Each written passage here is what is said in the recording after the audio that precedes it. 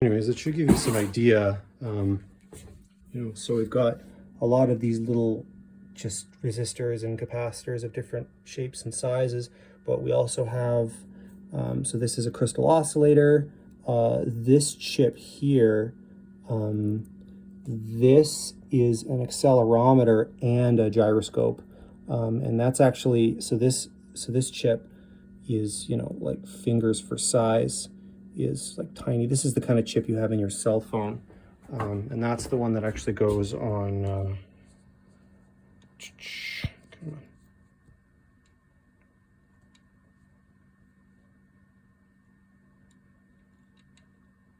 See if I can find it.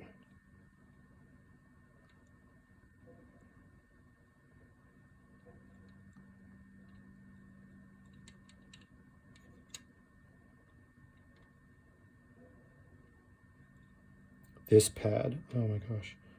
See, you can see that this pad is like ultra tiny. So it's really difficult to try and get that part placed accurately when those pads, like the gaps between those pads is only like, I don't know, 100 microns maybe. But yeah, and then we've got, yeah, so this chip, that's like so this chip is $5. That's a $5 chip, basically. We got some solar chargers. Up here we have some flash memory, 128 megabytes of flash memory, of really specific. And so we have to look at the spec sheets for all these different parts. We got some watchdog chips, MOSFETs, ferrite beads, big old 10 microfarad. These are huge capacitors.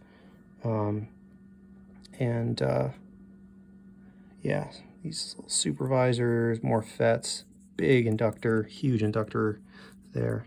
And yeah, so all that eventually goes on to this. So here, so here's our Bluetooth module. This module interacts with Bluetooth to other, basically, well, anything that has Bluetooth. This is a GPS module. That little guy, that's the antenna. And man, got all these tiny little pads on the side that all need to get lined up. This here, so this area of the circuit, this all has to do with converting solar power. So the solar panels come in on these two pins here. They go through a bunch of logic to clean up the signal, all that good stuff. And then this chip actually steps up the voltage to match the voltage of the batteries. So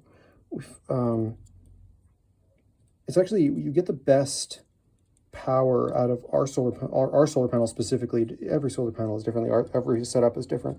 But our panels, you get the best power conversion out of them if you pull about 1.5 volts. So we take 1.5 volts in on these pins and then step it up with this chip up to the 3.3 volts to match the battery. So so most of these other lines are all the positives are all 3.3 volts.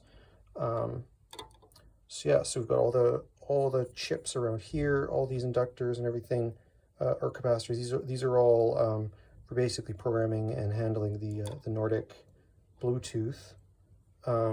All the guys are in here. So this capacitor, these capacitors, these have to do with the flash memory. All these guys are on here. So you're pretty sure this guy, that's an inverter chip, I think. But that all has to do with this accelerometer chip. And yeah, pretty much, I think these guys have to do with the inputs and outputs and the GPS. This MOSFET here, that will turn on and off the GPS, so we can control the GPS, whether it's drawing power or not, with this FET, or this one of them. But yeah, so this all gets placed, and then I put it in the oven, and anyway, so this is basically what I've spent my month doing, is doing this, doing all the wiring for the board, setting up the board, putting heat sinks on it, and oh my gosh, focus, yeah.